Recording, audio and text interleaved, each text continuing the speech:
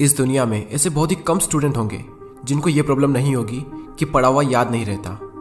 हम पढ़ तो लेते हैं लेकिन फिर भूल जाते हैं। तो अगर हम भूल जाते हैं तो फिर हमारे पढ़ने का मतलब क्या निकला? ऐसे में सारी मेहनत बेकार चली जाती है। वैसे पहले मैं आपको बता दूं कि अगर आप पढ़ा हुआ याद नहीं रख पाते हैं तो इसका मतलब ये बिल्कुल भी नहीं है कि आपका दिमाग कमज़ोर है। सोचो अगर आपका दिमाग हर चीज़ को याद रखने लग जाए तो एक दिन में हमारे साथ में कितनी चीज़ें होती है। दिमाग का कचरा हो जाएगा अगर दिमाग सारी बातों को याद रखने लग जाए तो। वैसे हमारा मेन टॉपिक है कि हम पढ़ा हुआ याद कैसे रखें। अगर इस प्रॉब्लम का सोल्यूशन निकल गया तो आपका टाइम भी बचेगा और आपको रिजल्ट भी बहुत ज़्यादा मिलेगा।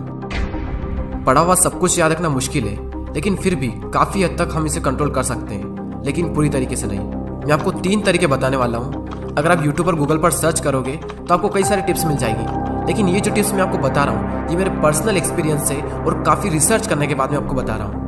आप यकीन मानिए कि ये 3 टिप्स इतनी ज़्यादा इफेक्टिव है कि इनको यूज़ करने के बाद आपका टाइम भी बचेगा और आपको रिजल्ट भी 2 गुना मिलेगा। तो पहला जो पॉइंट है वो है स्टडी लेस स्टडी गुड। भले ही कम पढ़ो लेकिन अच्छा पढ़ो। विल परेटो ने इस दुनिया को एक महान सिद्धांत दिया जिसे कहा जाता है 80-20 का रूल्स। इन्होंने एक ऐसा नियम दिया जो कि दुनिया की हर वस्तु में हर जगह पाया जाता है। इन्होंने बताया कि आपके 20% एफर्ट्स आपके 80% रिजल्ट में कन्वर्ट होते हैं। इनका कहना है कि आप सिर्फ 20% चीज़ों पर फोकस करो, आपको 80% रिजल्ट सिर्फ इन्हीं से मिलेंगे।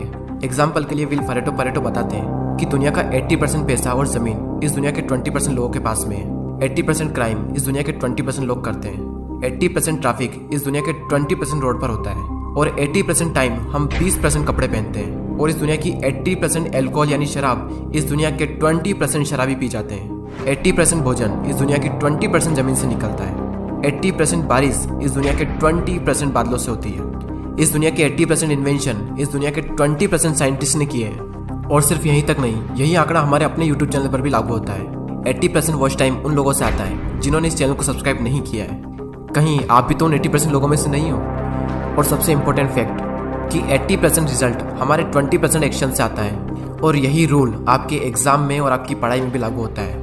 आपके सिलेबस का पढ़ा हुआ 20% आपको 80% दिलवा सकता है। तो आप 20% मोस्ट इंपॉर्टेंट चीज़ों को निकालें और उनको पढ़ें, और वही 20% चीज़ें आपको 80% रिजल्ट दिलवा सकती है। और आपने जो 20% निकाला है वो आपके सिलेबस के कंपैरिजन में बहुत ही कम है। तो ये जो कम है ना, इसको बहुत ही अच्छे से करो। और यही था हमारा first point, study less and study good. दोस्तों, मैंने भी कई बार ये गलती की है कि जितना पढ़ना होता है उससे हम कई गुना ज़्यादा पढ़ते हैं, और इसका रिजल्ट ये होता है कि हमें जो याद रखना चाहिए वो भी हम भूल जाते हैं। एग्जाम में अब वैसे भी ज़्यादा दिन नहीं बचे, तो आप इस रूल को यूज़ करके काफ़ी अच्छा रिजल्ट पा सकते हैं। अब नेक्स्ट जो पॉइंट है वो है स्टडी इन मॉर्निंग। और ये जो पॉइंट है ना, ये मेरा फेवरेट पॉइंट है, क्योंकि मैंने अपनी लाइफ की ज़्यादातर पढ़ाई सुबह ही की है। एक तरफ एक स्टूडेंट है जो सुबह जल्दी उठकर 2 घंटे पढ़ाई कर रहा है, और वहीं दूसरी ओर एक और स्टूडेंट है जो दिन में 4 घंटे पढ़ाई कर रहा है। तो ये जो पहला वाला स्टूडेंट है ये ज़्यादा आउटकम दे पाएगा दूसरे वाले के मुकाबले। सुबह जल्दी उठकर पढ़ने के 2 सबसे बड़े बेनिफिट होते हैं। सुबह के टाइम हमारी कंसंट्रेशन सबसे पीक स्टेट पर होती है, और सुबह के टाइम पे जो कंसंट्रेशन होती है शायद ही पूरे दिन में आपको कंसंट्रेशन मिल पाएगी। और सेकंड बेनिफिट ये है सुबह जल्दी उठने का कि सुबह कोई भी डिस्टर्ब करने वाला नहीं होता है। एनवायरनमेंट में एक अलग ही साइलेंस होता है, और उस साइलेंस में कुछ नया सीखने का मजा ही कुछ और होता है। आप सुबह जल्दी उठकर 3 घंटा पढ़िए, और उसके बाद में पूरे दिन अगर आप सिर्फ मुश्किल से आधा से 1 घंटा भी पढ़ते हैं तो बहुत है आपके लिए। कहने को तो लोग 8-10 घंटे पढ़ते हैं, लेकिन जो 2-3 घंटे की मेन पढ़ाई जो होती है कॉन्सेंट्रेशन के साथ में, वही सबसे मेन चीज़ होती है। बाकी सब दिखावा है। हमारे देश के प्राइम मिनिस्टर मोदी जी ने भी सुबह जल्दी उठकर पढ़ने को कहा है। एक रीजनेबली सुबह सूर्योदय के पहले अगर तैयार हो करके पढ़ना शुरू करते हैं तो पूरी तरह आप बिल्कुल मन से एकदम तंदुरुस्त होते हैं। जैसे बारिश के बाद आसमान कैसा साफ नजर आता है। सुबह बहुत ही उत्तम कालखंड होता है, फ्रेश होते हैं, थकान नहीं होती है, और अध्ययन से ही शुरू करते हैं तो ज़्यादा अच्छा रहता है। और ना सिर्फ मोदी जी ने, बल्कि हमारे शास्त्रों में, आयुर्वेद में भी यही बात कही गई है कि सुबह के टाइम हमारा ब्रेन सबसे ज़्यादा एक्टिव होता है, और उस टाइम जो भी हम अपने ब्रेन में डालेंगे वो दिमाग में छप सा जाएगा। सो ये था second point, study in morning. अब जो लास्ट जो पॉइंट है वो बहुत ही ज़्यादा इंपॉर्टेंट पॉइंट है, और ये पॉइंट आप सबको ऑलरेडी पता है, लेकिन हर कोई इस पॉइंट को बहुत ही इग्नोर करता है। और वो पॉइंट है पढ़ाई के बीच में रेस्ट लेना। कुछ लोग होते हैं जो रेस्ट ही नहीं लेते हैं, और कुछ लोग ऐसे होते हैं जो बहुत लंबा रेस्ट लेते हैं, और इस बीच में कुछ लोग ऐसे होते हैं जिनकी पूरी ज़िंदगी रेस्ट लेने में निकल जाती है, और एंड में वो खुद रेस्टिंग पीस हो जाते हैं। पढ़ाई के बीच में कितना रेस्ट लेना चाहिए ये मैं आपको नहीं बताने वाला, ये आप खुद तय करें अपने अकॉर्डिंग। आपको फिर से एनर्जी प्रोड्यूस करने के लिए कितना टाइम चाहिए ये आपको आपके अलावा कोई नहीं बता सकता।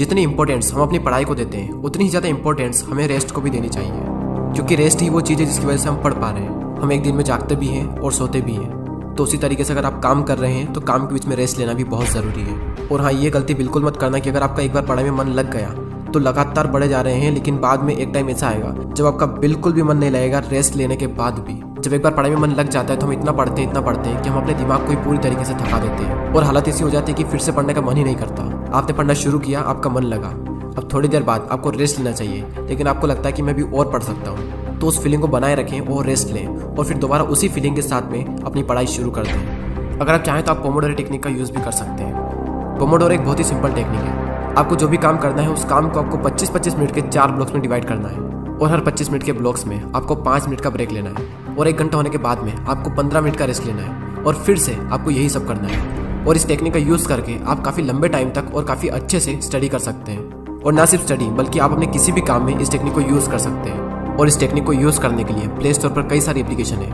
आपको जो भी अच्छी लगे वो एप्लीकेशन आप डाउनलोड कर सकते हैं। चलिए अब हम उन तीनों पॉइंट्स को एक साथ देख लेते हैं और ये भी देख लेते हैं कि हमने इस पूरी वीडियो में क्या सीखा। हमारा जो मेन टॉपिक था वो ये था कि पढ़ा हुआ याद कैसे रखें, और उसके सॉल्यूशन के लिए हमने 3 पॉइंट्स देखे, जिसमें से पहला है study less study good, second है स्टडी इन मॉर्निंग और थर्ड है रेस्ट लेना। फर्स्ट पॉइंट में हमने 80-20 के प्रिंसिपल को समझा कि किस तरीके से आपको 80% रिजल्ट आपके अपने 20% काम से मिलेंगे, और साथ ही हमने ये सीखा कि आपको फोकस करना चाहिए अपनी 20% स्टडी पर जो आपको 80% रिजल्ट दिला सकती है। सेकंड पॉइंट था कि स्टडी इन मॉर्निंग, यानी कि सुबह उठकर पढ़ो, और इस पॉइंट में हमने देखा कि किस तरीके से आप जल्दी उठकर हाई कंसंट्रेशन वाली स्टडी कर सकते हो। और थर्ड पॉइंट है स्टडी के बीच में ब्रेक लेना, और इस पॉइंट में हमने रेस्ट की इंपॉर्टेंस को जाना। जितना इंपॉर्टेंट जागना होता है उतना इंपॉर्टेंट सोना होता है, उसी तरीके से जितना इंपॉर्टेंट काम करना होता है उतना ही इंपॉर्टेंट रेस्ट लेना भी होता है। और थर्ड पॉइंट में ही हमने पोमोडोरो टेक्निक के बारे में जाना। जो भी काम आप करना चाहते हो उस काम को 25-25 मिनट के 4 ब्लॉक्स में डिवाइड कर दें और हर 25 मिनट के बाद में 5 मिनट का ब्रेक्स लें, और जब पूरा 1 घंटा हो जाए तो उसके बाद में 15 मिनट का रेस्ट लें। और इस टेक्निक का यूज़ करके भी आप लंबे टाइम तक काफ़ी अच्छे से पढ़ाई कर सकते हो। और दोस्तों, अगर आपने पूरे साल पढ़ाई नहीं की है तो अब भी आपके पास में टाइम है, क्योंकि वो किसी ने क्या खूब बात कही है कि जो हो गया उसे सोचा नहीं करते, जो मिल गया उसे खोया नहीं करते। सफलता उन्हें ही हासिल होती है जो वक्त और हालातों पर रोया नहीं करते। अगर आप अब भी शुरू करते हो और दिल लगाकर मेहनत करते हो तो अब भी आप कई लोगों से आगे निकल सकते हो। बस मेहनत खामोशी से कीजिए और इतनी मेहनत करो कि आपकी सफलता शोर मचा दे। अब वैसे ही बहुत टाइम निकल चुका है और एग्ज़ाम बहुत नज़दीक है, और जब इतना कम टाइम बचा है तो बैठे बैठे ज़िंदगी बर्बाद ना कीजिए, क्योंकि ये ज़िंदगी मिलती है कुछ कर दिखाने के लिए। रोके अगर आसमान हमारे रास्ते को तो तैयार हो जाओ आसमान झुकाने के लिए। अब बात आती है उन 80% लोगों की जो वीडियो तो देखते हैं लेकिन सब्सक्राइब नहीं करते।